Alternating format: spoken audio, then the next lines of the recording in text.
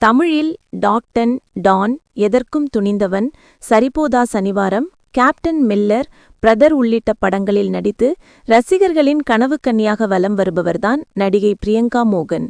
சமீபத்தில் நடிகர் பவன் கல்யாண் நடிப்பில் செப்டம்பர் 25ஆம் தேதி வெளியான ஓஜி படத்தில் முக்கிய ரோலில் நடித்து மக்கள் மத்தியில் நல்ல வரவேற்பை பெற்றது.